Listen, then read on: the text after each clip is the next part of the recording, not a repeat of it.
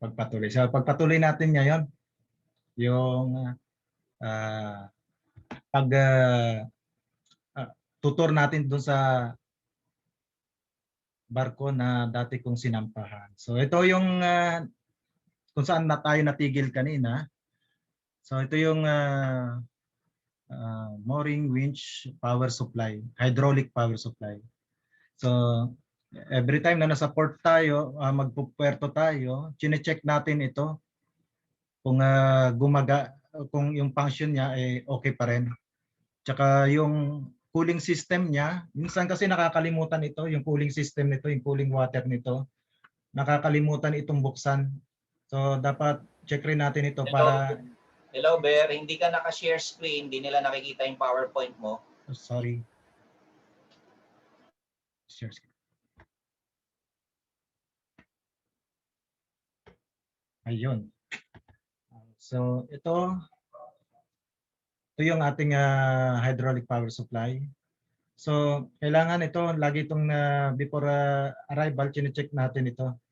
Tsaka bago ito paandarin, dapat yung cooling system nito Hello, kailangan Bear. naka-open. Paki-slideshow mo lang, paki-slideshow.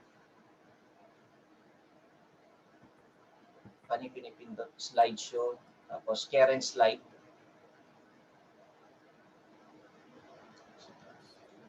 Bear, sa taas. Slideshow. Katabi ng animation.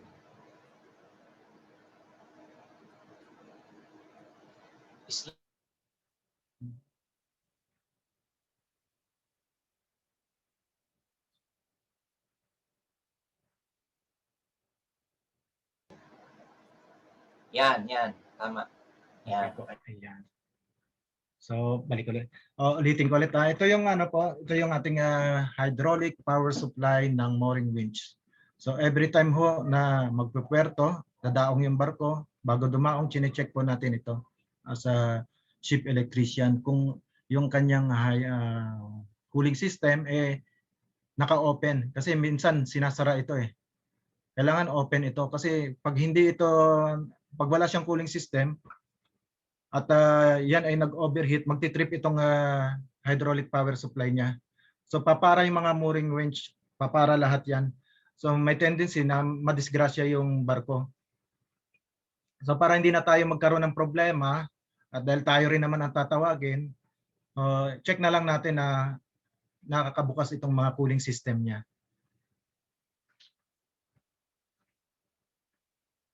So next tayo. Ito yung starter panel niya. So meron siyang 1 and 2 motors. Pwede nilang pagsabayin gamitin at pwede rin nilang isa lang. So sa forward meron din yan. Isa lang din yung ginagamit, dalawang motor din, pero doon sa pagbaba ng angkla, yun din ang ginagamit nilang power supply. So dito yung steering room. So dito kami bumababa pag pupunta kami ng emergency fire pump.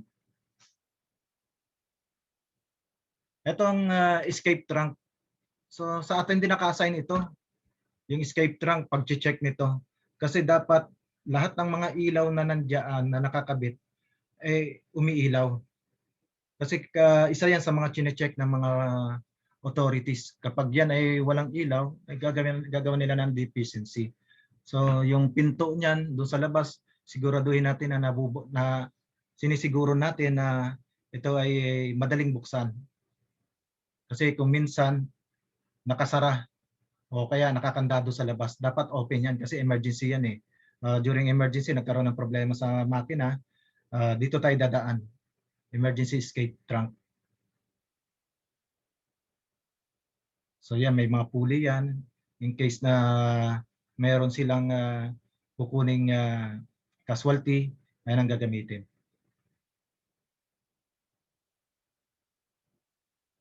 So ito yung sprinkler para sa main engine. Ayan.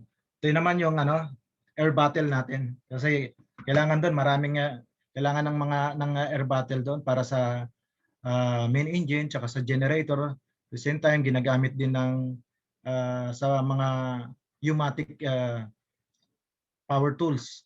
So ito 'yon. So itong valve na to, makikita natin ito yung ginagamit nila pambukas ng sea chest. Sa sea chest, doon pumapasok yung mga cooling seawater. So meron yan high and low. So nililipat-lipat nila yung sea chest sa high and low, depende kung nakalubog yung barko o nakalutang.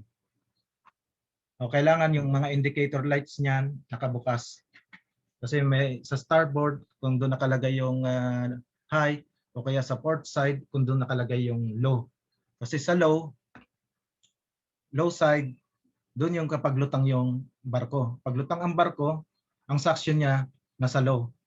Pag nakalubog yung barko, ang suction ng cooling seawater ay nasa high.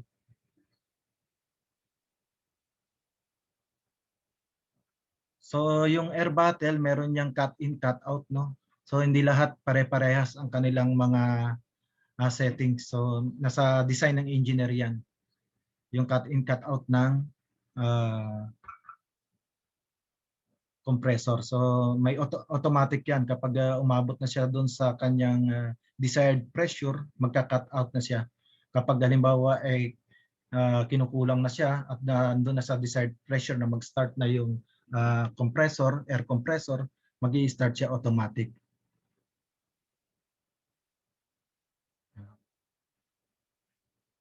So ito yung air compressor. Dalawa yan. 1 and 2. Ito naman yung deck compressor, deck air compressor kasi ang deck air hindi kinakaya ng sa demand supply. Madalas kasi gumagamit ang taga-deck ng air doon sa kanilang mga power tools din at ginagamit din nila minsan sa mga pangangailangan nila. So nag-design ang designer ng barko na maglagay ng deck compressor. So meron din ditong deck compressor. Hindi na sila kumukuha doon sa engine air battle. So may sarili silang compressor. Lahat ng barko halos meron na yan. Ayan. Ito. So itong tank level sensor, no, sa cylinder. Sa mga balbula nila. Ayan ang engine store.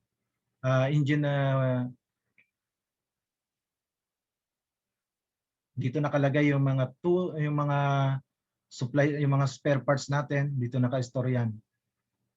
So may mga equipment, may mga electrical equipment na nakakahalo doon sa mga machine, sa mga mechanical. So kung meron tayong hinahanap na mga spare, minsan wala doon sa box natin, nasa box nila yon. So dito aakyat tayo, napakataas, no? Pag magpapalit tayo ng ilaw, kasi sa atin naka-assign yung pagpalit ng mga navigational lights. So kailangan safety. So nakasuot tayo dyan ng harness. Hindi pwede safety belt lang. Dapat naka-harness tayo dyan, naka-helmet, so may gloves, complete PPE tayo pag aakyat dyan. Kasi once na madisgrasya ka, hindi ka babayaran ng insurance kung ikaw ay wala kang safety harness. Kawawa naman ang iyong pamilya kapag ganon.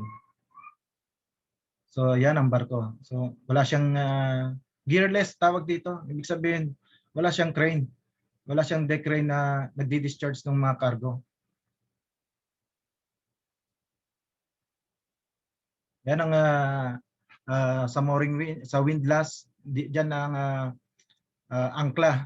Yan, diyan ibinababa, diyan yung winch ng angkla. Yan.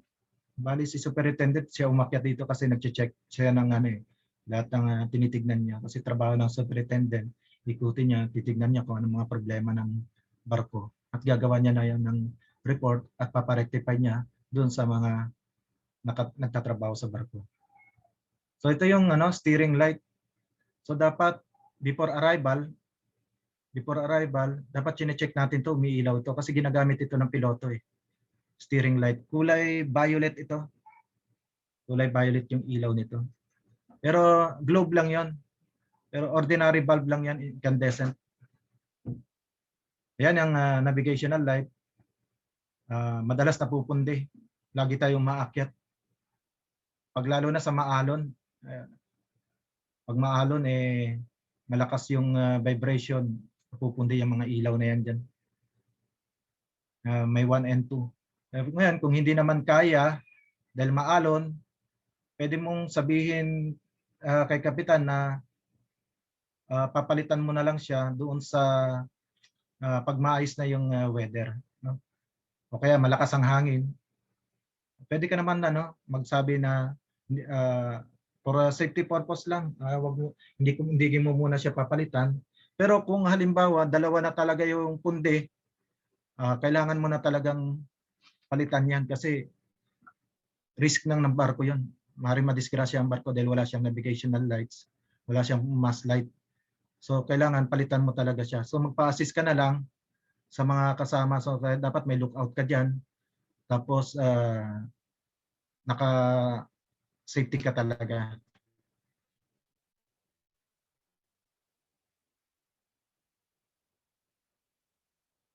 Ito naman yung air horn. So air horn, lagi natin chine-check ito. So pag umakyat tayo diyan, check na rin natin 'to. Minsan yung mga junction box nito, yung mga connection box nito, napapasukan ng moisture. So nagkakaroon ng low insulation. Isa ito sa mga nagiging problema. Madalas tayong nagche-check doon sa baba, hindi natin namamalayan sa taas pala may problema din. Doon pala ang cause ng low insulation. Yan, air horn. So yung manual operation nito, dapat tinetest din natin ito every week. Isa ito sa mga tinetest. Minsan stock up yung manual manual operation yan. Kailangan lagyan lang natin ng grasa pag kasi maasin doon eh. Hindi maiwasan ay stock up yan. Ang mga winch sa forward.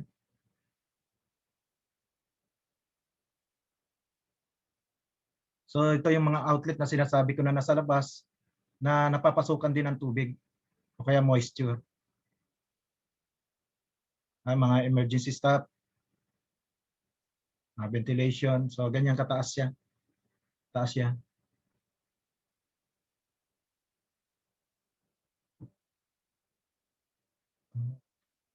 So dito ako ito yung console. Ito si chief engineer namin. Ito yung engine console. Ito yung sa kabila ko yung main switchboard. Ito yung aking chief engineer. So yan, nagpalit ako ng breaker kasi nag-single phase yung nag-single phase yung breaker na yan. Safety lang, kailangan naka-gloves ka. So ito yung nagpalit ako ng magnetron. Nagpe-prepare ako, kailangan naka-safety harness. Kasi yung magnetron yung running hours niya overdue na. So pinapalitan sa akin. Tayo na rin nagpapalit ng magnetron ng scanner.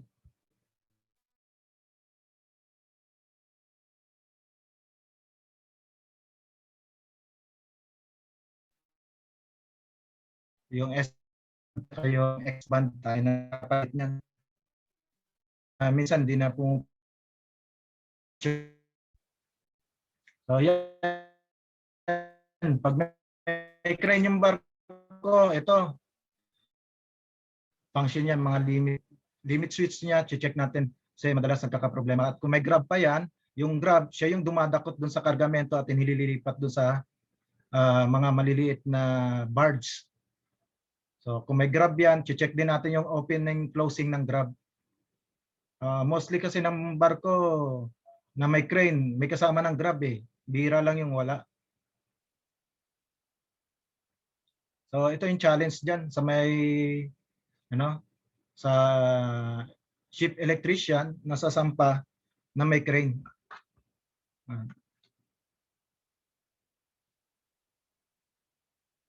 So ito, nagbabunkering kami. During bunkering pala, no, magre-refuel. Ano natin, nandiyan tayo sa manifold. So lookout din tayo diyan, nagche-check tayo ng temperature at pressure kasi minomonitor din ni Chief Engineer yung temperature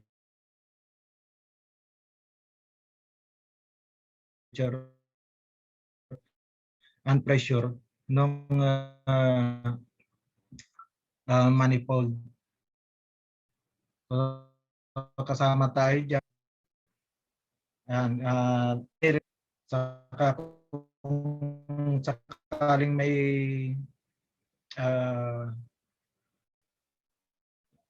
fuel leak, so nakikita rin natin, tayo rin magre-report. So yun ang tour natin sa barko. So dito naman tayo sa coordination with other profession and trades. Paano ba tayo paano tayo makikitungo?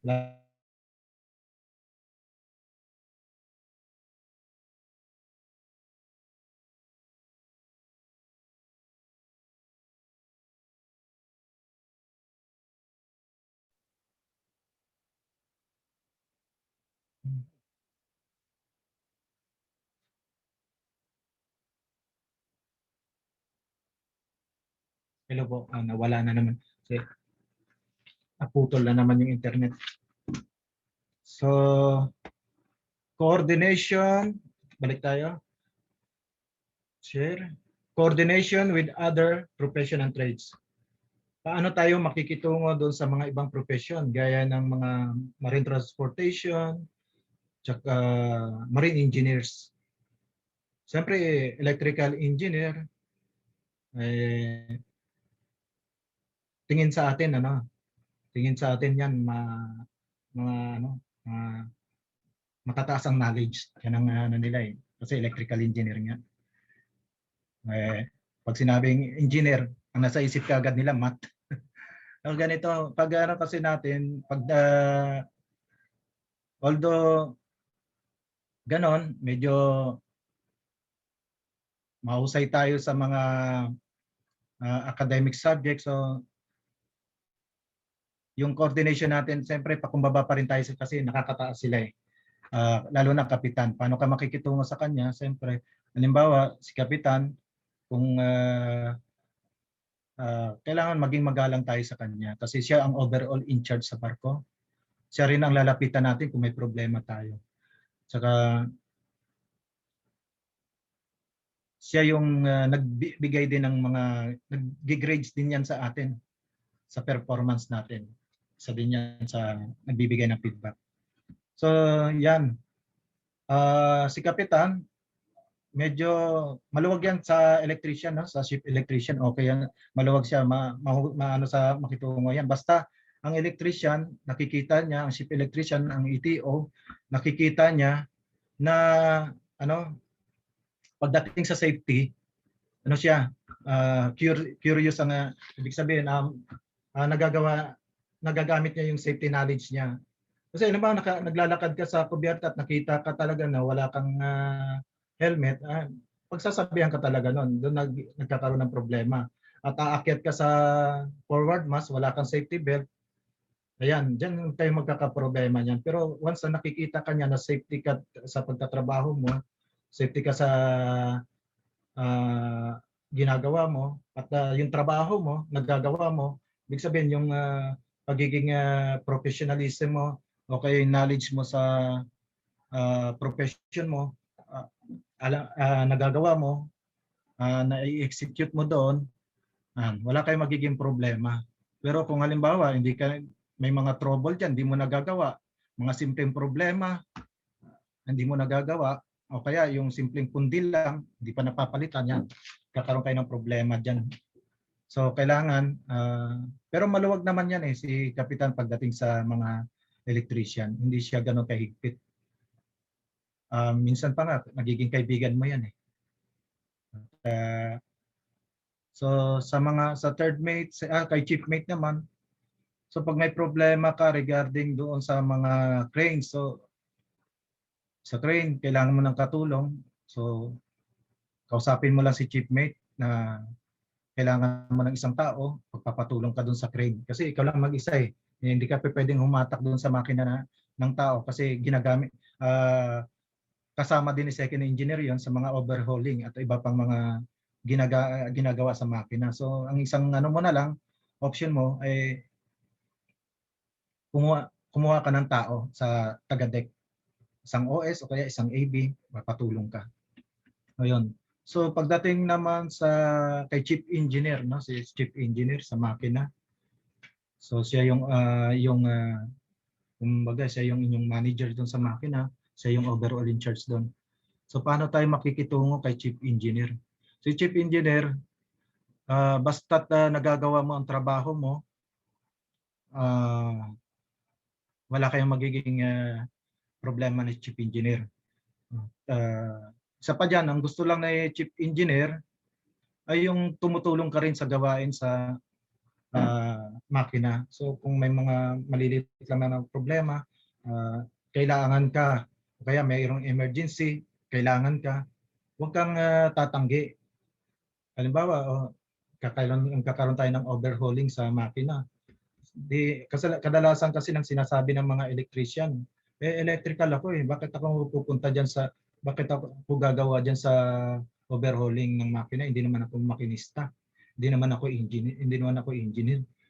So, kailangan natin diyan makipag-cooperate tayo, i-blend natin yung sarili natin. Dahil hindi porke electrician tayo, yun lang trabaho, cooperation. Para si chief engineer magustuhan ka. Tsaka advantage din sa atin yon na matutunan din natin yung trabaho nila.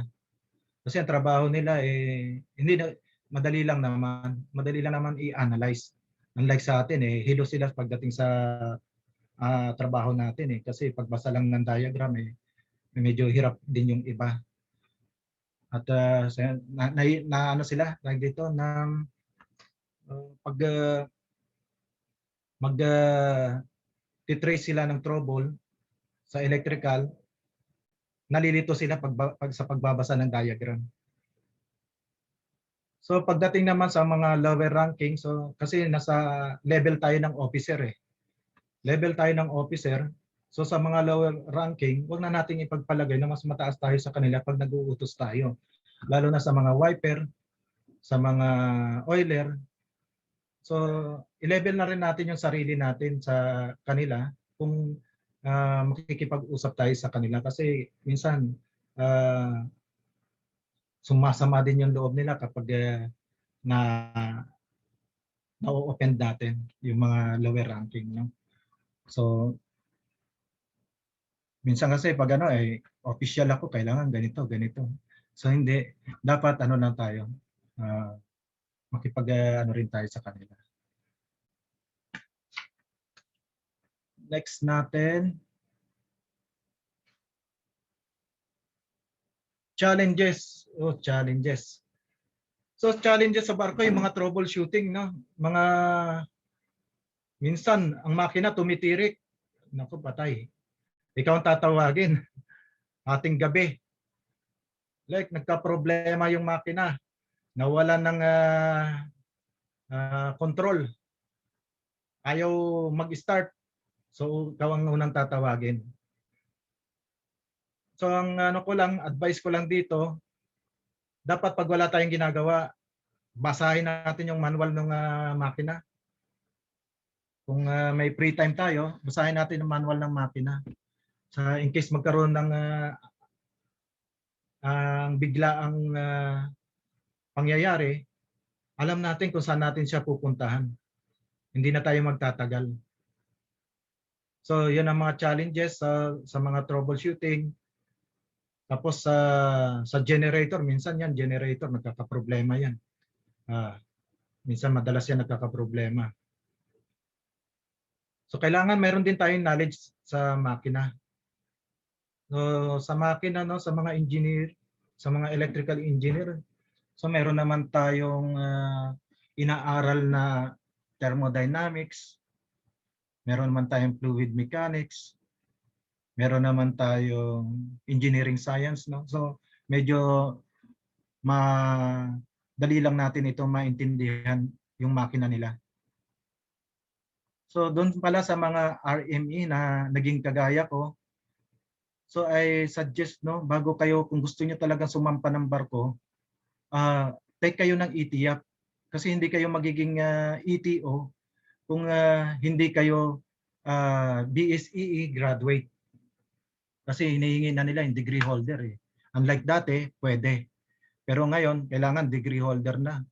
Kailangan nakapag-BSEE, BS-ECE, o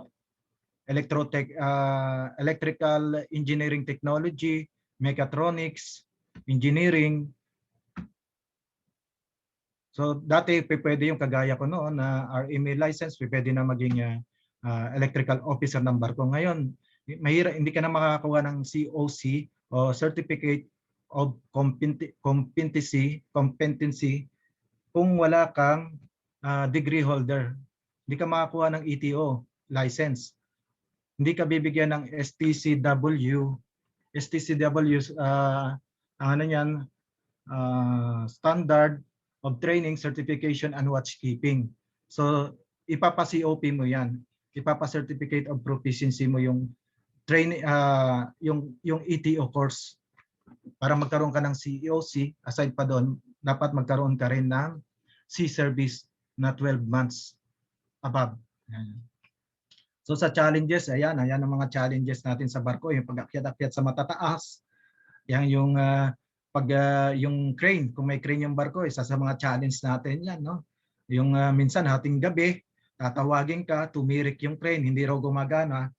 Yung pala, hindi lang na-on yung breaker dahil pinatay ng binaba ng operator yung breaker, so yung papalit sa kanya.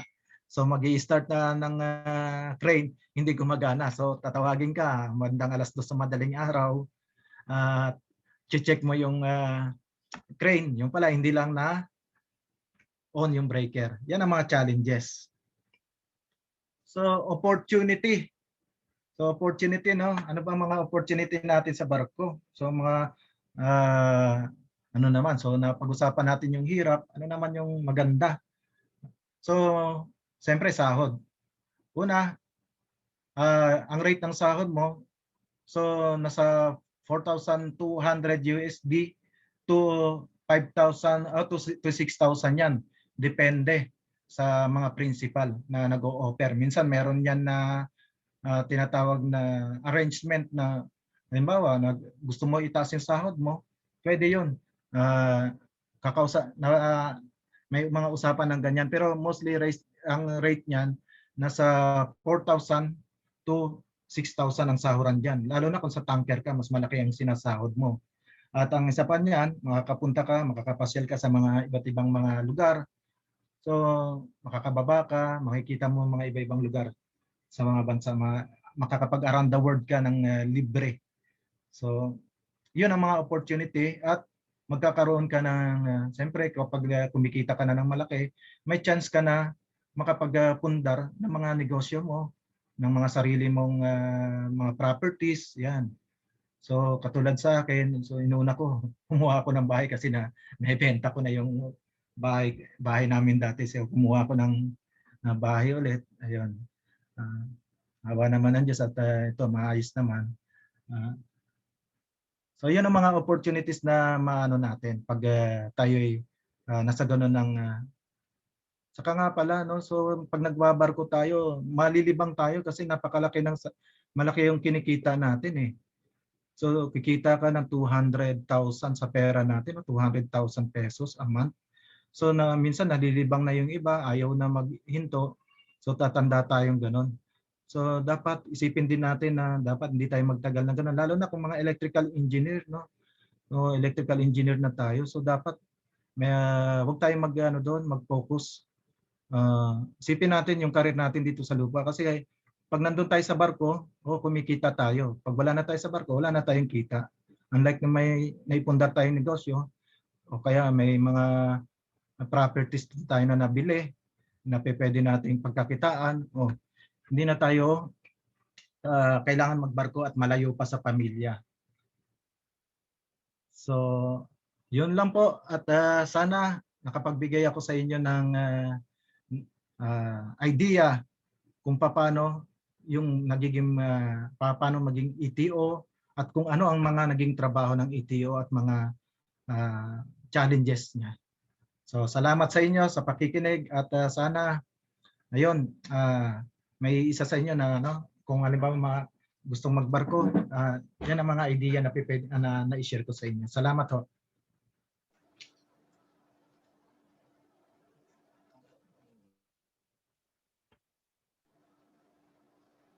Okay, hello Ber, rinig po ba? Opo, rinig po. Tuloy lang yung ating recording kasi kahit tayo magku-Q&A, kala ko binigyan kita hanggang 12:45 pa eh. Kaya lang, maaga mo pala natapos. Baka napabilis yung una mo ha, hindi naman? Okay. Sige, so anyway, pabor naman sa inyo kasi mas marami kayong time para magtanong. And I believe yung mga tanong ninyo, marami pa ring matututunan ng lahat diyan, di ba? Lalo na kung yung tanong ng isa, tanong din ng isa pa, tanong pa ng isa pa. Tatlo pala kayo, pare-parehas kayo ng tanong. Marami kang nasagot doon, Nasagot mo yung tatlo. So, ganon. Hindi ko yata nakita si Ber.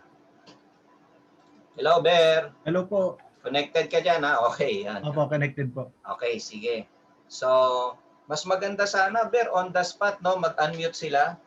Sige po. Namin. Para yung gusto pong magtanong, Oo. pwede pong makapagtanong. So you have a lot of time. Mahigit 1 oras po ang ibibigay ko sa inyo para magtanong-tanungan kayo. Pwede naman balikan ni Ber yung wag naman lahat, Baka meron lang kayong hindi maintindihan sa portion ng ibang diniscuss ni Ber. Huwag kayong mahiya. So dito sa Powerhouse, ang mindset namin dito, tayo magkaka-aware pa. Alam niyo ba ibig sabihin ng ka-aware pa? This is ka means pag sinabing ka, brothers and sisters yon. Kumbaga magkakapatid tayo sa power industry. Kaya aware pa ka-power. Ibig sabihin, kapatid namin kayo sa profesyong electrical, Kaya nga sa iba sa Facebook makikita mo diyan may nakita ko kakuryente, Diba? Oo, meron. Ano pa ba? Ka-inhinyero, ka-kuryente. May nakita ko, katanso.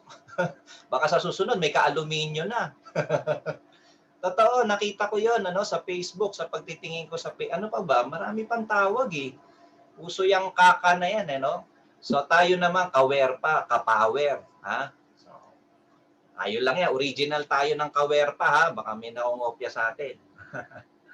Ka-aware pa kasi...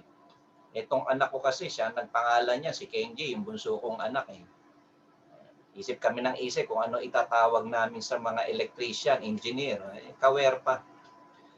Pwede ba kayong mag-unmute kung magtatanong? Sinong gustong magtanong? Unang magtatanong, taas ang kamay. Huwag mahihiya, magkakapatid tayo sa profesyon, electrical.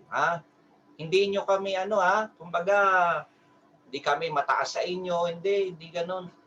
Nandito nga kami para maglingkod sa inyo, Di ba? Nandito. Sino ba mas mataas? Yung servant o yung pinaglilingkuran? Yung pinaglilingkuran, di ba? Siyempre. Di ba? So, maglilingkod kami sa inyo. So, huwag kayong mahiyang magtanong, Mahigit 1 oras ang ibibigay namin sa inyong tanungan. 12:05 pa lang naman. Bibigyan ko kayo ng 1 hour and 15 minutes. Tuloy-tuloy po ang pagre-record po natin na magagamit ito sa next batch, Mapapakinabangan ng mga estudyante natin. So, swerte kayo. Kayo yung first hand na nilecturean ni Sir Ber. Okay, sige, mauna yata si Fred, La Cueva. Okay, unmute natin si Fred. Mas maganda po. O kaya, kung hirap kayo sa audio, i-chat nyo, I-chat nyo na lang. Tapos, Ber, basahin mo na lang yung chat nila. Sige po. So, Ber, ganito basahin mo ng malinaw kasi i-record natin. Kung ano man yung tanong nila, pakibasa mo lang ng malinaw, Tapos sagutin mo rin ng malinaw, okay? Para Okay po. maganda ang kasi wala nang editing tong video natin, napakahirap mag-edit. Sige So, po. ayun ha. So tuloy-tuloy lang po ito. Okay? So tuloy-tuloy lang. Tapos ng isang estudyante, yung isa naman, kung nahihiyang mag-live na mag-unmute, i-chat nyo na lang ngayon. Lahat kayo magtanong. Okay? Mahigit 1 oras ang iaalat ko sa inyo. Okay? Your more than 1 hour Q&A starts now. Okay, Fred, pasok. Hello sir, good morning po. Naririnig niyo po ba ako sir? Opo. Good morning. Ako Opo. po si Opo. Alfred po. Sige po. RMN na ako sir, kaya lang expired din yung license ko. Ang balak ko lang din sana, kung possible, kung magkakaroon po ng pagkakataon, magsisiman. 33 years old na po ako. Possible pa po ba yan? So 33 years old, nag-start ako magsiman, sumampa ng barko. Nasa going to 33 na rin ako noon eh. Mari possible yan. So ang possible na makasampa ka ng seaman, so hindi ka kagad magiging electrician. Pwede mong daanan, mag-a-apply ka muna as wiper. So kung magwa-wiper ka niya, kung may available ang magiging COC mo noon ay ratings muna, engine ratings. Ang gagamitin mo lang doon yung engine watchkeeping. So bago ka habang nagwa-wiper ka, so tinitrain ka ng electrician. Kasi may electrician sa barko eh. Itinitrain ka ng mga trabaho niya. So doon alamin mo rin kung ano mga ginagawa niya, alamin mo kung ano mga trabaho niya, yan. So may possibility 'yon na ikaw ay matanggap na maging electrician sa barko. Kaya lang dadaan ka muna, hindi ka kaagad-agad electrician.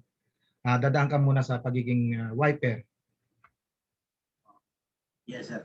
Kahit po ba na-expose na dun sa mga iba-ibang ano ng electrical, kaya lang dito lang po sa lupa. So mas maganda may experience ka sa lupa, kahit may experience ka sa lupa, so kailangan mo pa rin dumaan doon sa proseso na 'yon.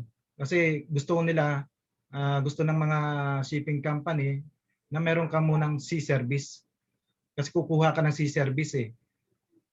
So kailangan may sea service ka bago ka makakuha ng license ng ETO o ETR license. Kailangan meron mo ng sea service. Yes sir.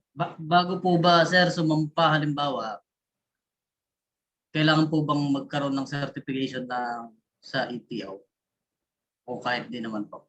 So bibigyan ka naman ng ETO certification niyan kung halimbawa meron ka ng sea service.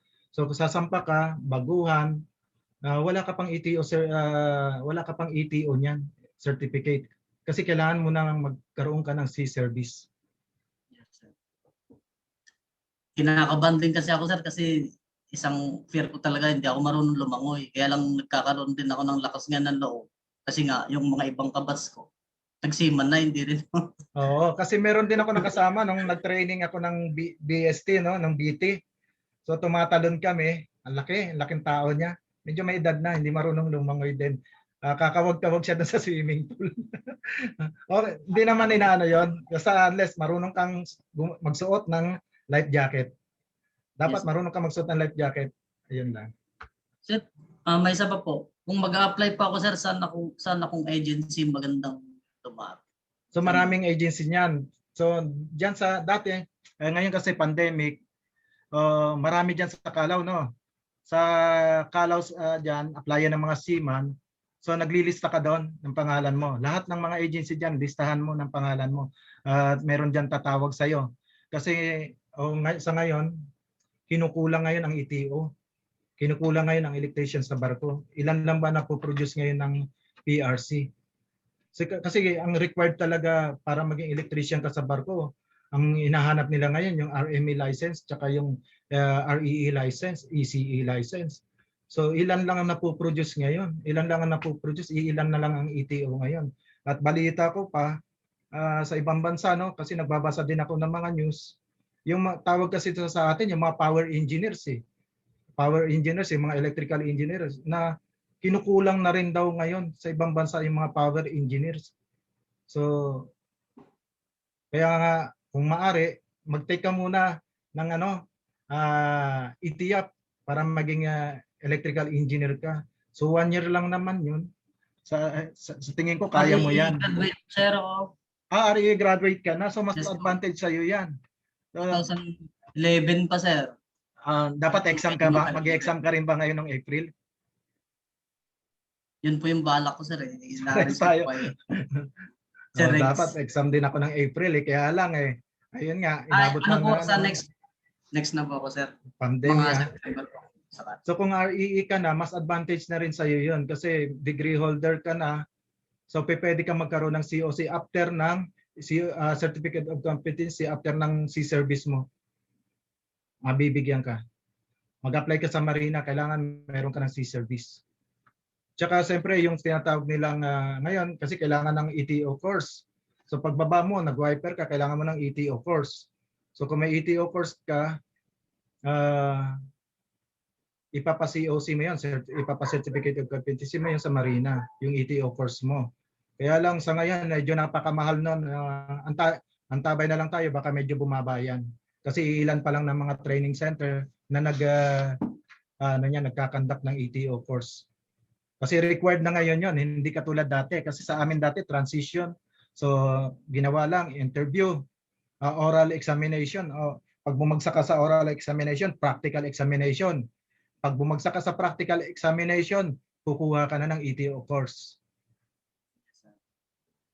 Di bali po pag sumakay ako ng barko or ano pa lang po yun, for experience, ano pa lang po yun. Opo, tama po yun. Kailangan meron kang experience o kaya mas maigi, electrical trainee ka ang ilagay sa Siemens book mo. May kahit konting sahod din po ba yun, sir? Kasi may pamilya na rin po. Opo, kasi kung halimbawa, nasa ang wiper, kung wiper magiging position mo sa barko, ang rate niya nasa $800 to 1,000. Ganyan ang rate ng wiper. So malaki na rin yun kung pang pamilya, pang nangangailangan sa araw-araw. May sahod din yun. Pero kung sa trainee, medyo mababa yun. Pero ang mailalagay sa Siemens book mo, ay electrician trainee ka. Kung para magkaroon ka ng ETR.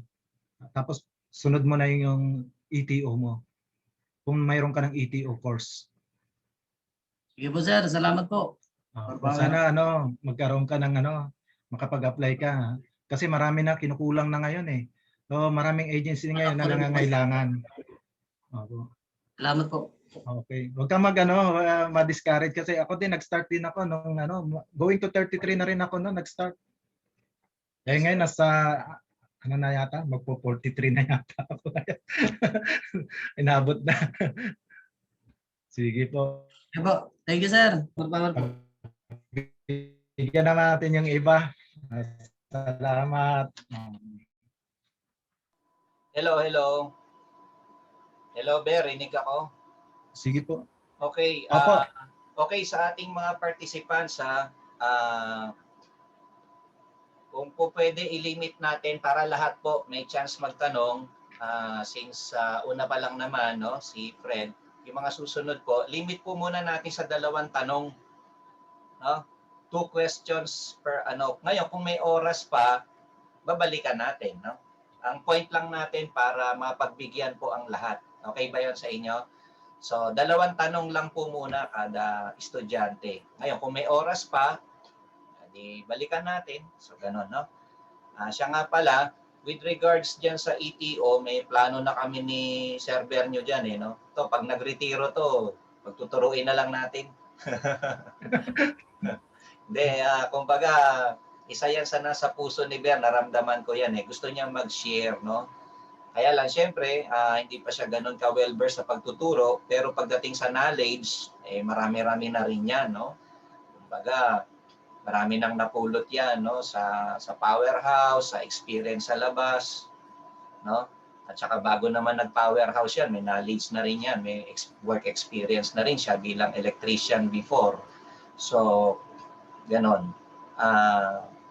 makikipag-tie up din po kami, isa sa plano namin, makikipag-tie up kami doon sa mga training center ng seaman, no? Isa yan. Mga plano na po namin. The best po kung makapag-update kayo sa Facebook namin. Ano po? Ayan. Kasi lahat ng program, lalagay lang namin sa Marinized Powerhouse Facebook. Okay, okay, sige. Second question naman. Sino ang pangalawa? Dalawang tanong lang po muna, ha? Sige po. Live question sana. Hindi, live na lang muna. Live nyo na po, mas maganda live kasi para sa recording natin, maganda po ang labas. Sino po ang pangalawang magtatanong? Nahiya na. Walang tanong? Hello? Sino ba? Yun, si Sir Raymond. Okay, Kawerpang Raymond. Raymond. Hello, sir. Yes, sige, Kawerpang Raymond. Ayan, solo mo na si Sir Ber. Go! Maingay kasi mga bata. Hello, sir. Dinig niyo po ba? Hello? Hello? Nai-chat ko na. Sige po, opo. REE tsaka RME license na po ako, sir. Pero hirap akong makapag-apply pagbabarko. 2 times na yata ako nagpa-Manila nung pa. Kaso, yung problema ko, kailangan nila ng experience. Naghahanap naman ako ng agency na wala akong mahanap. Agency na pwedeng mag-provide ng trainings. Kung may alam sana po kayo. Hello. Hello. Putol lang yung... Sige po. Bali, gusto niyo sanang magbarko, kaya lang walang gustong magbigay ng experience sa inyo. Oo, sir.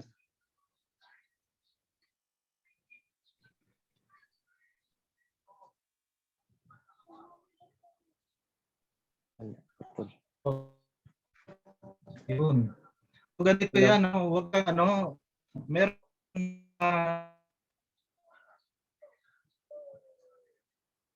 hingian daw siya ng pera. So, ayun, sir. Oh, hello. clear na, sir. Hello. Hello, sir. Oh. Sir. Wala. Wala audio, sir.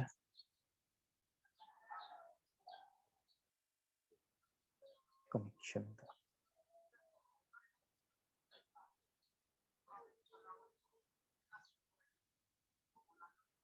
Hello, Sir Raymond. Hello, po. sir. Oh. Yun. So may mga Ayun. lalapit sa inyo diyan na nanghihingi ng pera, no, kapalit ng experience. So huwag kang papayag sa mga ganon. Kasi kung gusto mo talaga magbarko, yung mga shipping agency hindi yan nanghihingi ng pera, yung mga legal, ha. Huwag kang doon, kasi meron akong nakasama eh. Hinihingian daw siya ng 40,000. At masasampahin na raw siya. So huwag kang lalapit sa mga ganon. Ang ganito gawin mo. Tiyaga ka sa pag-a-apply. Kasi marami dyan, lalo na ngayon, katulad na sinabi ko, kinukulang na ngayon yung mga ETO. Yung iba tumatanda na. Yung iba, ilan lang ang napoproduce na RME license at electrical engineer license. O ilan lang ang napoproduce niyan. Ay, yun naman ang requirements para maging ship electrician ka. So, tiyaga ka sa pag-a-apply. Huwag kang mawala ng pag-asa. Lalo na ngayon, in demand na ngayon yan at iilan lang ang nakakapasa dyan. Thank you, sir. So sa mga shipping meron diyan basta kailangan on time kasi timing din minsan kailangan nila wala silang makita. Pero kapag nandiyan ka at na timingan mo yung pangangailangan nila, swerte mo. So madalas sa mga nag-a-apply nandoon nakatambay sa kalaw. Kasi minsan emergency kailangan on the spot kailangan ng principal ng ETO sa barko. So madalian 'yon. O kahit ganito, kahit mababa ang sahod, kunin mo kasi hindi naman importante sa simula. Experience naman eh. Importante meron kang experience. Importante nakapagsimula ka. Later mo na siguro hangarin yung mga mga standard na sahod ng isang electrician sa barko. Kapag meron ka nang naipundar na at least 3 sakay. o 4 na sakay. Oo nga po. So sa simula, kahit mababa, okay lang, tanggapin mo. So kahit na mababa ang sahod, sige, basta may experience ka, international, yun ang importante. So ang masasuggest ko, tiyaga lang sa pag-apply doon kasi kailangan talaga. Sige po. Thank you. Thank you, sir. Yun lang, sir. Thank you. Talo. So next. Next po na magtatanong.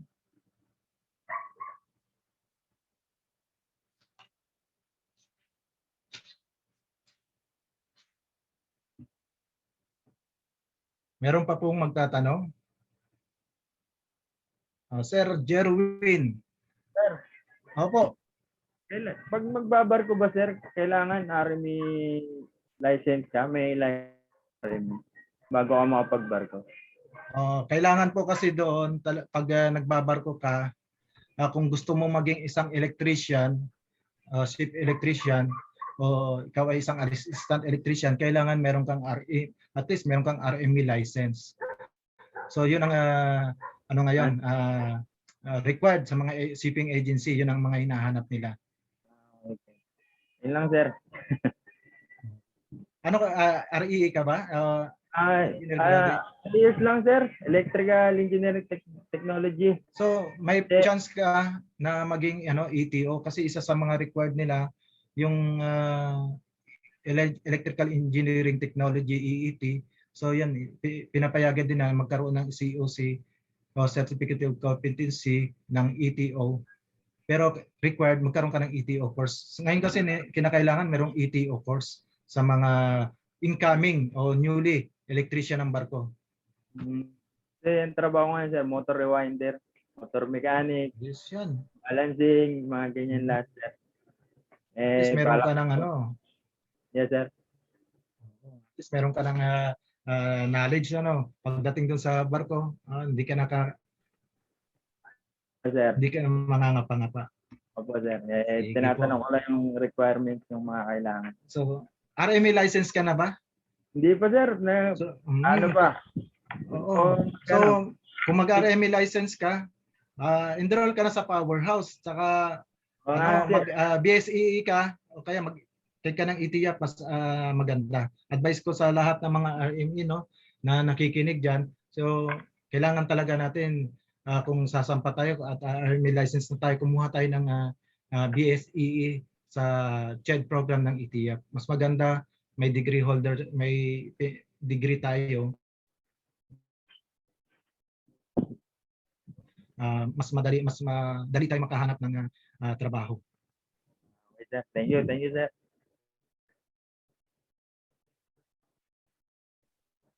Isa din kasi sa pinangarap ko hindi tayo ang naghahanap ng trabaho. Pero once na ikaw ay isang degree holder at napag-aralan mo talaga at ikaw talaga ay mahusay na sa profession na yon, ikaw na ang hahanapin, hindi na ikaw maghahanap ng trabaho. So sino pa ho ang magtatanong? Meron pa bang magtatanong?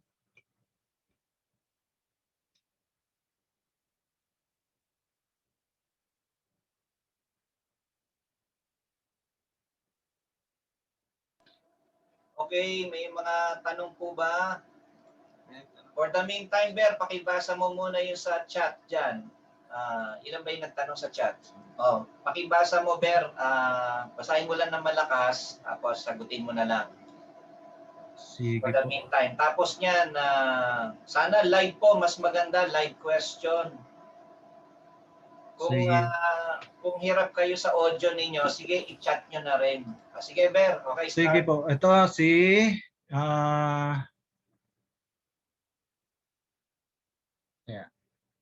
from the start, Ask ko lang po, gusto ko po kasi mag-work sa barko. Pwede po ba akong mag-ship electrician pero may units ako na hinahawakan sa BSEE 5 years course. Then may experience po ako na building electrician. Then may NC po ako. sa TESDA and mga seminars na nakuha ko kay Kuya Reg.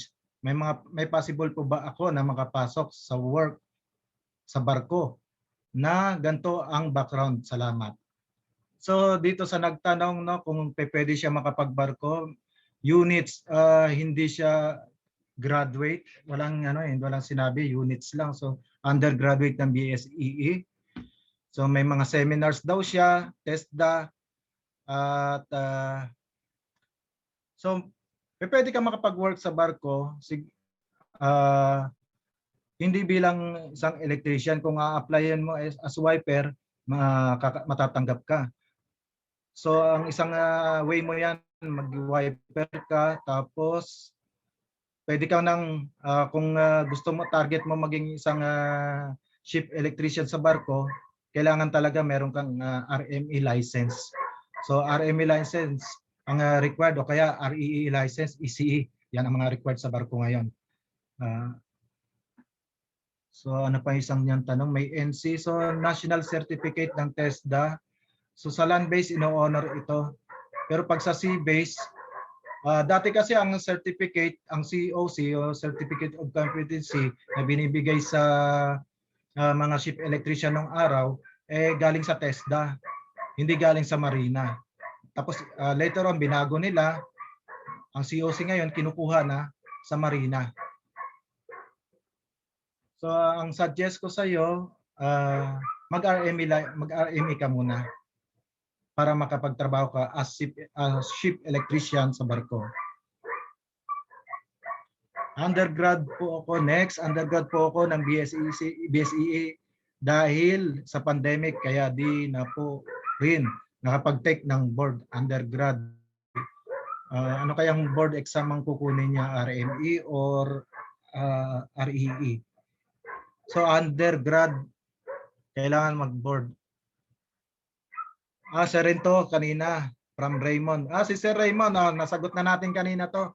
Si Sir Raymond, no? Tanong niya. Sir REE, si ano naman ito?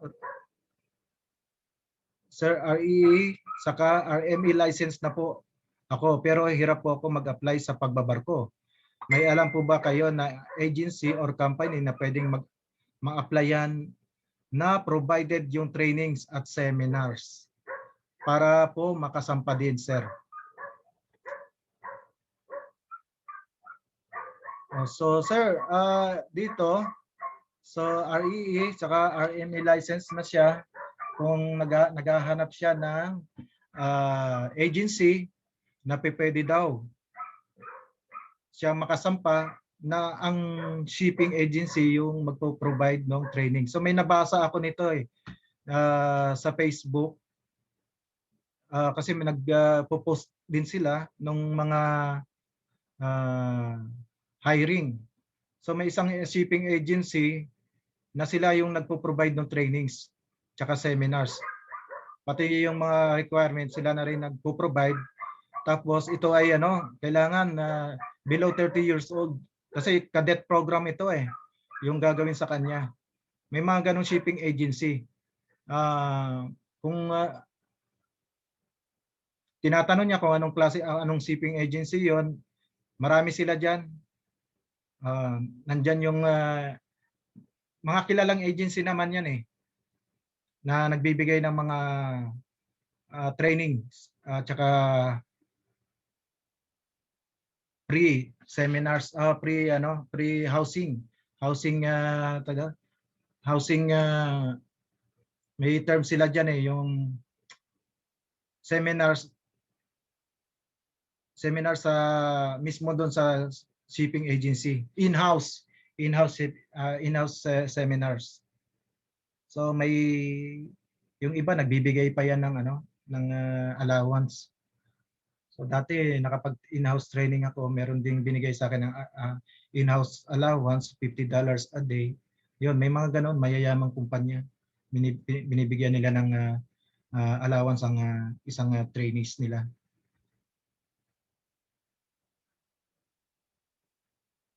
Pasensya na po, sir. Thank you, sir. Okay. So doon sa mga nagtatanong no na kung makakasampa sila na yung cadetship program, na gustong mag-cadetship program, maraming shipping agency diyan. Isa doon na nabasa ko na nag-hard yung Stolt Nelson, tsaka yung nabalitaan ko pa itong isang yung TSM shipping company. Yan, kumukuha sila niyan ng mga cadetship program. Basta yung mga biggest company, biggest shipping agency, kumukuha yan.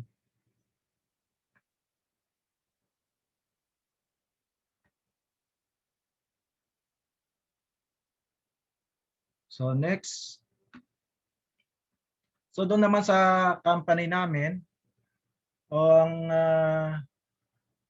nire-required nila kung ikaw ay RE graduate at gusto mo mag-shipping, mag-ship electrician, pinapadaan nila ng wiper.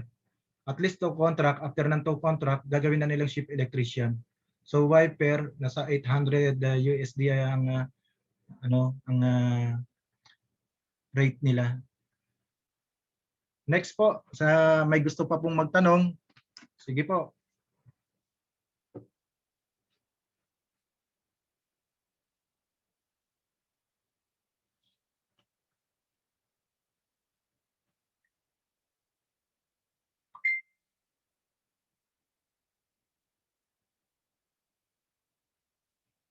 So, wala na po yata ang gustong magtanong. Hello, hello. Okay, Ber, saglit lang, no? Okay, rinig po ako, ha? Opo. Opo, okay, mga ka-Werpa, ganito. Dito sa ating group chat, yung ETO Batch 1. So, ito na po yung ating group chat, no? So, nilagay na po namin yung e-registration form. Pakipila pa nyo na po, tapos PM po, private message nyo po sa Marinize Powerhouse. Huwag po dito sa GC, ha? Huwag sa GC. Sa Marinize Powerhouse po, i-PM nyo po. Para rin po ito sa certificate ninyo. No? So, paki-double check nyo po yung full name ninyo, ha? Baka magkamali po sa spelling kasi yan po ilalagay sa certificate. Okay. Tapos, maraming function to no? Maraming gamit tong ating group chat. Pwede rin siguro, Ber, no? Pagka nakabalita ka ng mga job opening, no? Ilagay natin sa group chat. Sige. No? Opo. Oh. Pwede po natin gawin yan. Ilagay natin sa group chat. Yes, para sa mga gustong magbarko. Yes. Gagawin natin, sisimulan natin tong ating pagtulong sa kanila, Ber, no? Batch 1 pa lang to. Tutuloy-tuloy natin to, no? Para marami tayong matulungan, no? Ber, may isang concern lang, may nakita ako sa Facebook, isang nag-i-inquire. Sabi niya, naalala ko yung tanong niya, nagtatanggapan pa rin ba sa barko ngayon kahit na pandemic? Sabi niya. Ano bang masasabi mo doon? Kasi pandemic nga daw ngayon, so tuloy-tuloy naman daw ba ang tanggapan? Ngayon, nagtatanggap pa rin sila, naghahanap nga sila ngayon eh. May isang shipping agency nga na kinukuha ako. Kaya lang, naka-commit na ako dito sa isa, so hindi ako makapag-apply na sa kanila. Ayun, hello, Ber. Opo. Sayang yun, no? Di kung di ba kumbaga tinanggihan mo yun kung meron tayong kilalang may re-repair natin, di ba? Dalawang shipping agency na nga yung tumawag sa akin. Sayang. Na kinukuha nila ako. So sinabi ko sa shipping agency, nakakommit na ako dito sa shipping agency na to. So nakakahiya naman kung aalisan ko sila. Oo nga, sayang. So itong gagawin natin, magandang venue to para sa job opportunity. Especially kung magka-experience sila, pwede kang mag-post doon yung mga tinanggihan mong shipping agency. Tama ba? Ayun, pwede po yun natin gawin yun. Kasi kesa natin sa kanila. I-share natin sa kanila na itong shipping agency na to ay nag-hire, kailangan nila. Okay, so hindi natatapos dito sa araw na to yung paglilingkod natin. Although yung binayaran nyo pong 700 pesos, ito po'y webinar fee lang, no? Pero yung aming paglilingkod sa inyo, kumbaga libre na yon, no? Matanong nyo si server ninyo, kumbaga consulting fee, libre na rin yon. Tulong na namin sa inyo yon, no? So tuloy-tuloy ang aming pagtulong sa inyo. ganito, kung may mga questions kayo, pwede nyo naman ipadala sa ating group chat, no? At then syempre si Sir Ber doon sa GC, no? So, pwede niyang sagutin doon, Ber, no? Sa ating group chat, pakisilip na lang, no?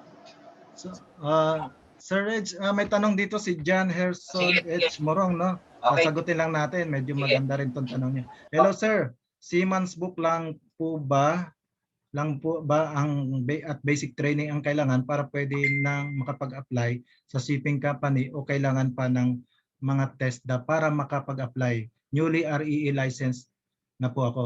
So kay John Herson, kailangan po ng Siemens book tsaka basic training. So may mga list of requirement ako kanina sa PowerPoint. So bibigyan na lang namin sa iyo yung mga list of requirement para makapag-apply ka. TESDA, hindi na kailangan yung TESDA certificate para sa pag-apply sa maging ship electrician ka. REE license, yun ang kailangan din, yung board certificate mo. Kailangan kang, so may mga company dyan na sila na mismo, kung halimbawa in-under cadetship program kanila, sila na mismo gagastos ng ano mo, ng mga STCW, certificate, may nabalitaan akong ganyan, silang nagpo-provide niyan. So ang dadalhin mo na lang yung mga credential mo, yung REE license mo, yung mga iba-ibang certificate, iba-ibang mga requirement na kagaya halimbawa NSO, yung mga ganyan, yung mga NBI, pero yung mga STCW, yung mga STCW na nire-required ng Marina, COP, minsan sila na rin ang may mga shipping agency na sila na nagsi-shoulder nun, pero under cadetship program ka, nakatali ka sa kanila. So mababa lang ang rate mo dahil silang nag-provide sa iyo ng lahat eh. Yun. May mga shipping agency na gano'n ang ginagawa nila, lalong-lalo na kung kailangan nila kasi nga kinukulang na ng electrician sa barko. So magkano po ba ang Siemens book? So ang Siemens book nasa magkano ba 'yon? Last 2 years pa ako kumuha no? Last 2 years pa ako kumuha. So mga less than 1,000 pesos yata yung nabayaran ko noon. Renewal, pero sa bago pa lang mag-a-apply, siguro mga wala pang less than so mga 1,500 siguro yan. Check nyo na lang sa Marina. Kasi may mga changes din ng mga price doon ng pag kukuha ng Siemens book. Check na lang sa Marina. So may tanong pa po ba? Wag mawawalan ng pag-asa kung gusto nating magbarko, kung gusto nating maka-experience as a ship electrician, tuloy lang sa pag-a-apply, wag mawawalan ng pag-asa. Tsaka siguro maaaring magtanong, uso pa ba ang backer system? Oo, uso pa yan. Uso pa yan, May mga ganon na halimbawa kailangan niyang mag-apply. Gagamitin niya may isang mataas na opisyal na gustong magpasok ng para maging seaman, ng kamag-anak para maging seaman. Ayan, ganyan. Ang ginagawa nila, bargaining. Sige, sasampahan ko itong barko na to, pero pasok mo tong bata ko. Uso pa rin yan ngayon. Meron yan. Real talk yan, nangyayari yan.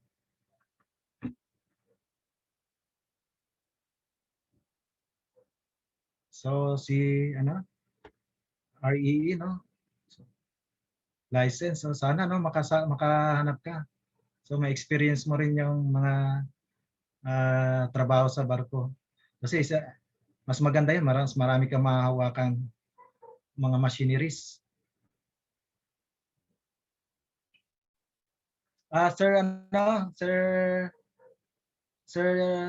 Herson, Sir John Herson, RME license ka rin ba?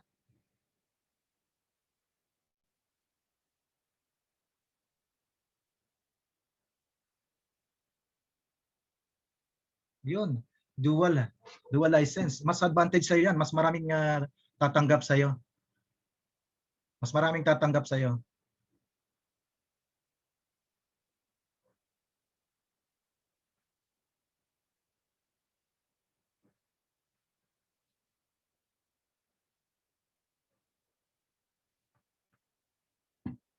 Meron pa po ba na gustong magtanong?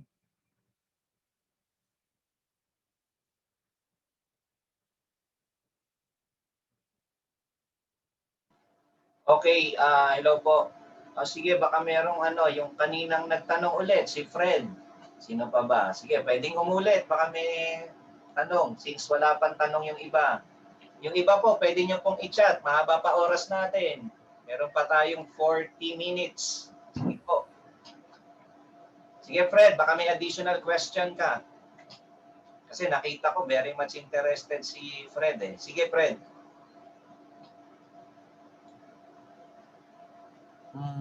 Sir, magandang tanghali po ulit.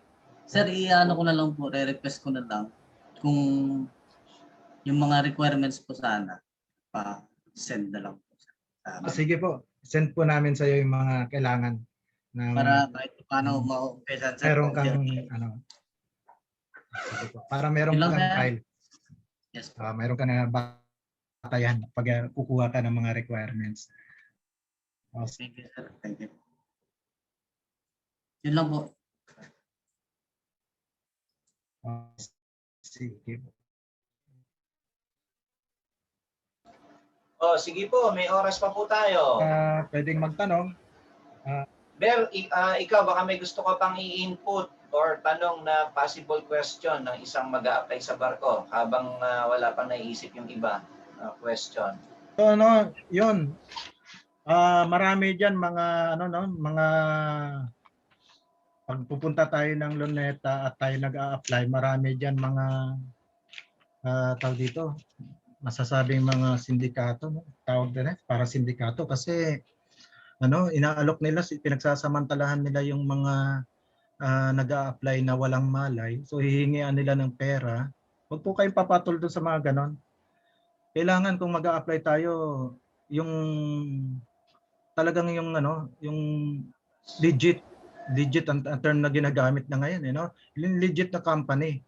Kasi halimbawa, nagbayad ka doon kasi gusto mo talagang makasampa. Huwag ganon. Huwag niyong papatulan yung mga ganong nag-aalok sa inyo. Siyempre pupunta kayo ng Kalaw. Pupunta kayo doon sa applyan ng mga seaman. So mayroon diyan. Pagsasamantalan kayo. Aalokin kayo ng ganito, aalokin kayo ng mga pangako nila. Kasi ganito, madali lang. Tapos ganito pa sahod nyo.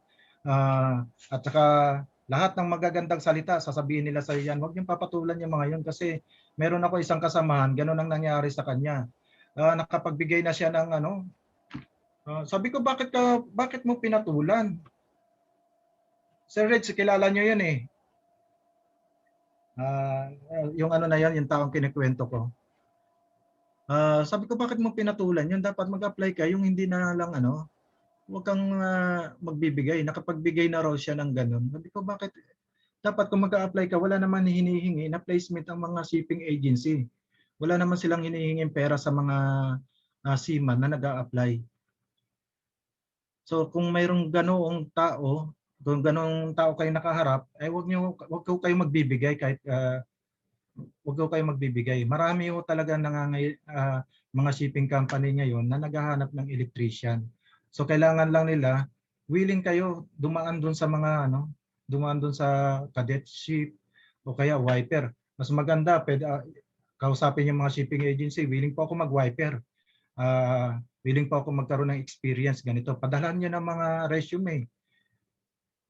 At pag pinatawag kayo, sabihin niyo willing ko yung mag-undergo ng kahit training sa barko. Kahit mababa ang sahod, yan. Kasi nagsisimula pa lang tayo, huwag tayo maghahanap ng malaking sahod muna. Ayun lang po ang aking mai-share sa inyo, no. So sa mga umattend, so sana meron akong na-share sa inyo kasi nung time na nag-a-apply ako, wala din akong idea, Wala ring nagsasabi sa akin kung anong gagawin, kung anong mga requirements. Kapa-kapa din ako, tanong-tanong lang din.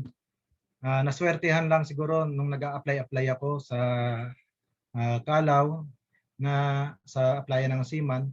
na nagkataon na nangailangan kaagad sila ng time na yun na electrician acto.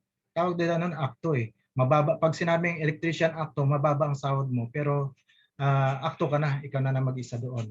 Doon ako naka-tiyempo. Sulat lang ako ng pangalan ko doon sa registration nila at tinawagan na nila ako.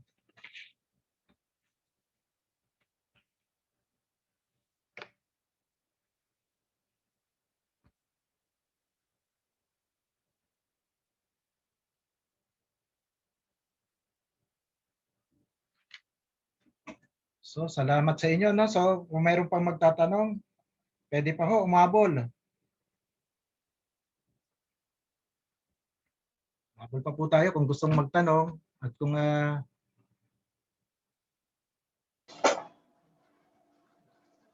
Hello po. Mga kawer pa, samantalahin nyo na si Sir Ber. Papalaot na sa barko yan. Papalaot na po. Sasampa na pala ulit. Papalaot. Bukas Papabayod no? Papalaot. Sasampa na. Sasampa na yan this God willing, kailan Ber? This month? This month po. This month po yun.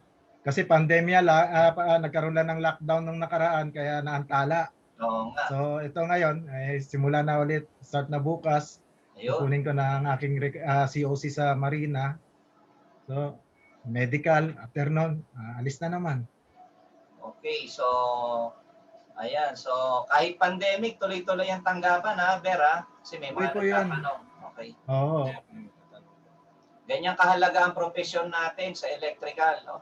Kasi necessity itong profession natin eh. Okay.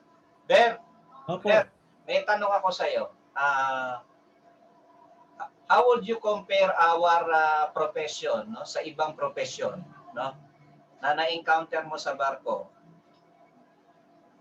So kung ikukumpara ko to yung ating profession as a electrical practitioner compared doon sa ibang profession, in terms of knowledge mataas talaga ang natin ang level natin. Kasi pagdating sa barko, minsan may mga problema sa electrician, sa ship electrician nagtatanong si chief engineer, kaya si kapitan. Isa nila sa mga kinakausap yan. Kasi nga electrical engineer, mataas ang knowledge. So may mga pagdating naman sa pangangailangan sa trabaho, mas kailangan kasi nila ngayon yung nire-required na ngayon sa barko yung mga electrical practitioner, mga electrical engineer, mga electrician. So nire-required na yan sa barko dahil sa yung changes ng technology, nag-i-innovate, nagbabago. So nire-required na nila ngayon yan. So necessity na ngayon ang mga electrical practitioner ngayon. Hindi lang sa barko kundi sa lahat ng mga firm. Yun, sa mga iba't ibang mga establishment, necessity na. Okay, Ber, tanong ko lang, naging kalamangan mo ba yung mga knowledge na napulot mo sa powerhouse, yung mga certificate, from training, building wiring, motor control, design, then yung ating review. The knowledge you gain sa powerhouse, napakinabangan mo naman? Yung mga knowledge na nakuha ko sa powerhouse ay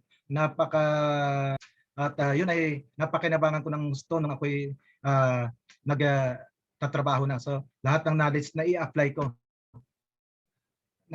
ko yun sa trabaho ko sa motor control. So lalo na sa motor control kasi ang barko ay industrial yan. So na-apply ko doon lahat ng knowledge na nakuha ko sa powerhouse. Kasi iba ang powerhouse eh. Pag nagturo si Sir Reggie, by the heart yan. By the heart yan magturo. Hindi yan nagtuturo kagaya ng ibang mga instructor na bahala ka, matuto ka sa hindi. Pero siya talaga, focus siya sa pagtuturo. So ako, ang knowledge ko noon, hindi naman ganun katatag nung nagsimula ako. Pero nung training ako sa Powerhouse, lahat ng mga training seminars kinuha ko, nakatagdag ng kaalaman sa akin at nagamit ko para sa aking trabaho.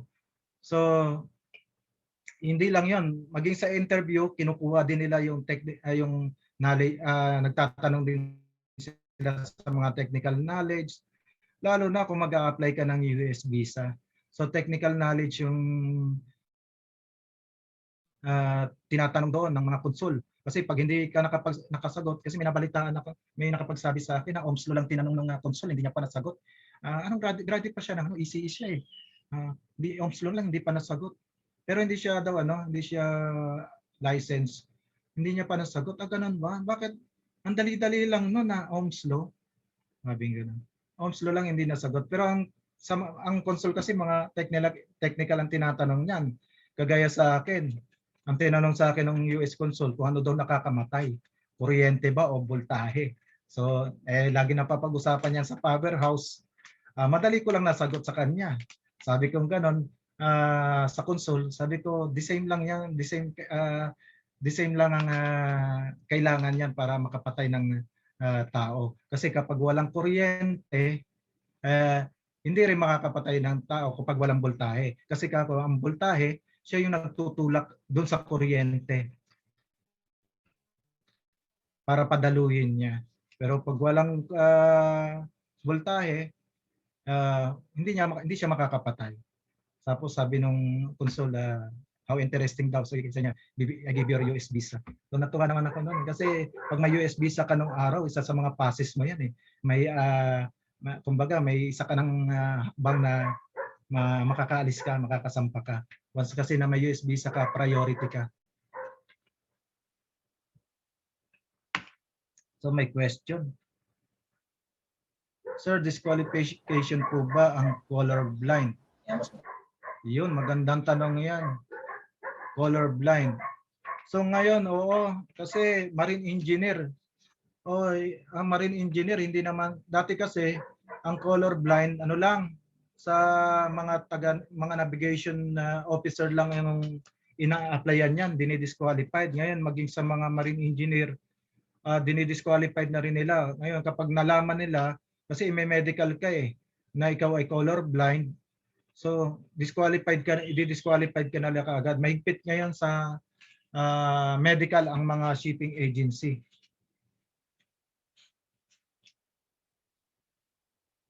Pero si Sir Karagatan, sino ba yun? May nagkwento. Kasamahan niya pala yun. Electrical practitioner din, pero mag-ayos naman. Nakakapag-practice naman siya kahit color blind. Pero sa barko, disqualification kay Sir Raymond. Okay, sir, thank you. Yes, sir. Sabi niyo po, sir, from wiper, pwedeng i-promote na electrician or bago ka i-promote, sir, ipapatay ka muna ng ETO course. Sir, thank you po, sir. Hello, Sir Raymond. Kung dadaan ka sa pagiging wiper, so dalawang kontratang pagiging wiper do sa shipping company ko ngayon, dalawang kontrata bago ka gawing electrician. So sa first contract mo, pagbaba mo, kumuha ka na ng ETO course. Kung halimbawa isa wiper electrician ang function mo doon, kumuha ka na ng ETO course. After ng ETO course, sasampa ka ulit as wiper ulit, may ETO course ka na. So pag after ng isang contract mo, pwede ka na nilang gawing full-fledged electrician. Yan ang kanilang setup ngayon. Kasi walang wiper, ang nililimitahan na nila ang mga tao ngayon sa barko. So sa barko, sa makina, chief engineer, second engineer, third engineer, ship electrician, tsaka isang trainee, o either deck engine trainee yan o kaya electrician trainee. So magiging function nila as wiper. Kapag Sir Raymond ulit, kapag REE tsaka RME holder na ba sir, anong posisyon pwedeng mong applyan sa barko? So kapag REE ka at RME holder ka, ang pwede mong applyan na posisyon ay cadet ship electrician or electrician trainee. Yan ang pwede mong posisyon na applyan.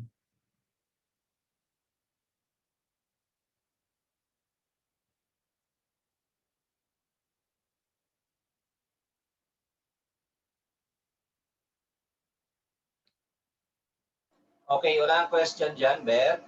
Wala na po.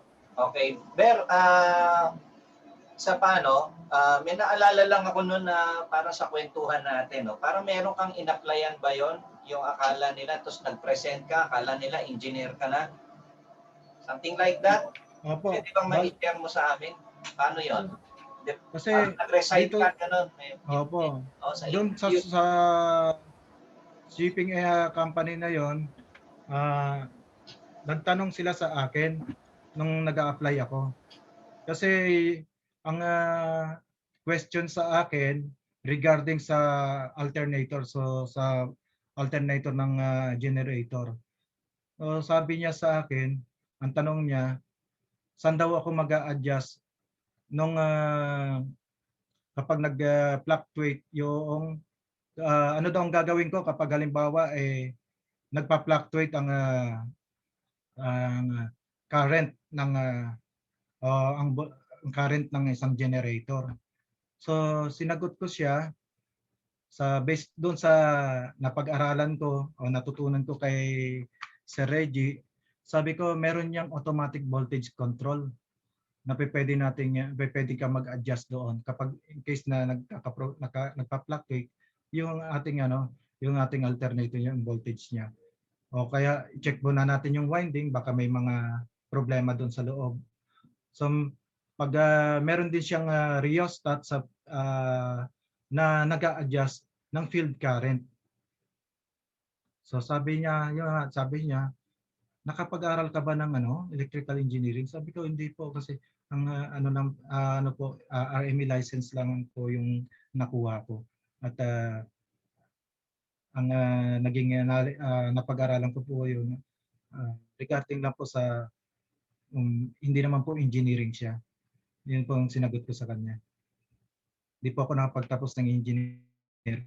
Pero ito, nung nag-start na nga itong COC natin na to ng ETO, so nire-require na nila yung degree holder, no? Kailangan BSEE na. Kung hindi, magiging ETR na lang ako. Pag naging ETR ako, bababa daw yung sahod ko. At same lang din naman ang trabaho. So napilitan na naghanap ako ng school na provide ng distant learning. Nung pagpunta ko sa Powerhouse, ayun, nabanggit sa akin ni Sir Reggie na yung Enverga, isa yon sa mga nagpo-provide ng distant learning, online class para sa mga nagtatrabaho sa mga malalayo. On time naman, timing naman doon sa pangangailangan ko. Na kasi 2016 yon. So nag-start ako mag-enroll 2016, 2017, gumraduate ako 2017, in-implement yung OC ng ETO sa Marina. Yun lang po, sir. Sir Reg. Okay, Ber. Okay, baka may question. Mahalaga, no? Mag-itiyap. May training pa. Yes, maya-maya, mag-start na po yung ETIAP ng 1:30. Baka gusto niyo pa pong humabol, pwede pa po. Yung mga electrician natin. Diyan nyo malalaman kung paano kayo magiging electrical engineer. 1 year lang. No? Kasi 2 lang yata yung BSEE natin dito o 3. So, ibig sabihin yung 6, mga hindi sila BSEE. No? Ayan, itong magandang example niya, si Sir Ber ninyo, si Kawer Pangber ay ETIAP graduate. No? Tapos ang maganda, online lang, no, Ber, no? Opo, online lang siya, 1 year. Online siya nag-aaral nung maganda. Lalo ngayon, talagang meron ding ano ngayon due to pandemic, may online lang ang ETF, no? Kaya mag-apply na kayo. Ang balita ko hanggang June pwede mag-apply. Mamaya maganda atinan ninyo para malaman niyo yung detalye. Yung magi-speaker po sa atin sa ETF, no, mga kawerpa, ay siyang gumawa mismo ng ETF mentoring group, yun nasa Facebook group, no? Si Engineer Joel Elige. Isa rin po siya sa ating mga dating estudyante sa Powerhouse, no? He is a licensed RME and REE, no? So Engineer Elige, REE na po siya, no? So siya naman ay nagtatrabaho sa DOST, Department of Science and Technology. Yan. So may tanong pa po ba, mga kawerpa? Kasi kung wala na pong tanong, I think that will be it, no? Miss na tayo. Anyway just keep in touch. Hindi po, kumbaga, continuous relationship natin to, no? Nandiyan ang ating group chat, no? Para mag-guide po namin kayo sa inyong mga pangarap magbarko, no? So nandiyan si Kawerpang Ber ninyo, no? Di ba, Kaber? Opo, kung halimbawa pa nagkaroon ng hiring sa shipping agency namin, so doon ako magpo-post sa group chat natin. Okay, So, Ber, kaya nyo na lang. okay. Ber, pakibisita mo lang lagi yung group chat natin, ha? Sige po, opo. Tapos, gagawin natin to almost once or twice a month siguro.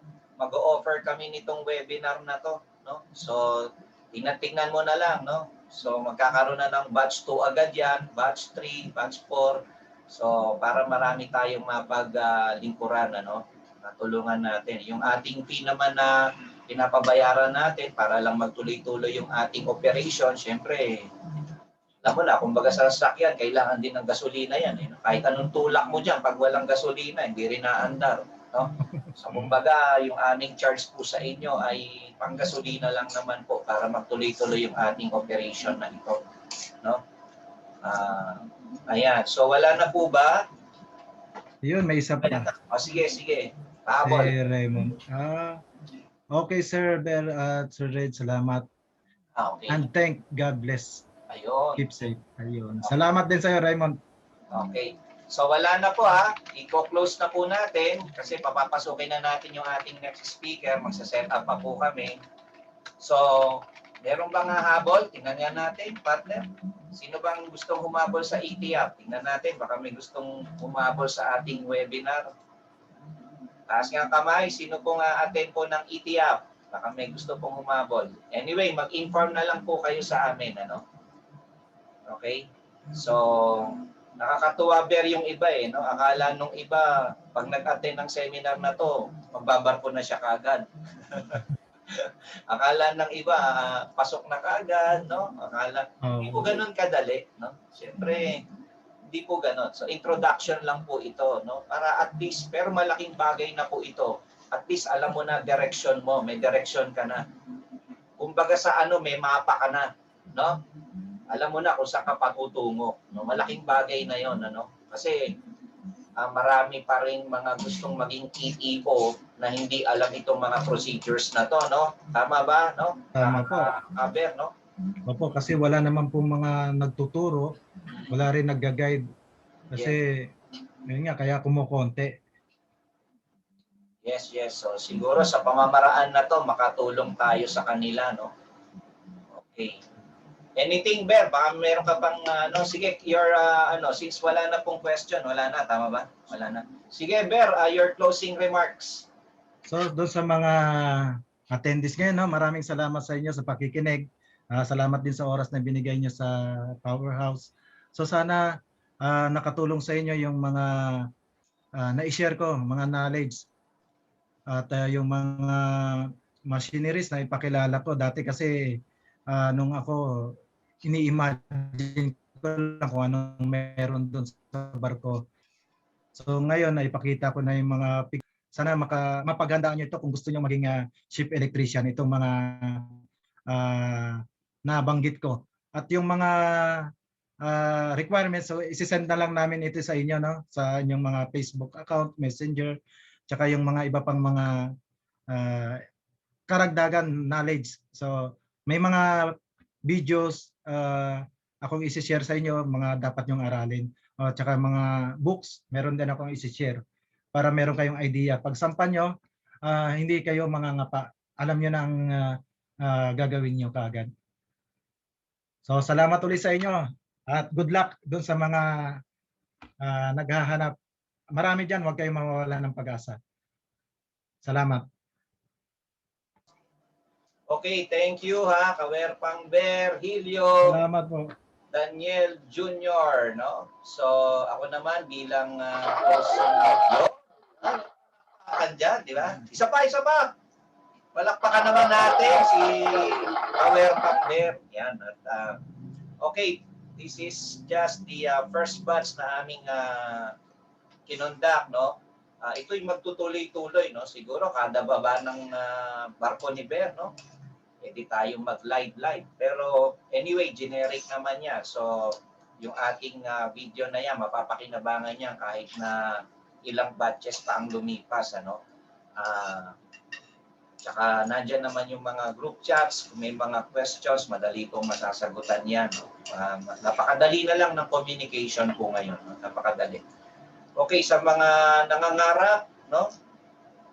Palarin man o hindi sa barko, napakahalaga na meron tayong lisensya. Tandaan ninyo yan. No? So, iba pa rin po yung mayroong lisensya. Totoo naman po na may mga tao talagang mahuhusay ng walang lisensya. May mga ganong tao akong nakikilala, especially pagdating sa skill, sa actual, no? Wala pong usapan doon, no? Ang ating pag-uusapan po dito ay legalidad, no? Kung paano ka mare-recognize ng gobyerno, ng batas, no?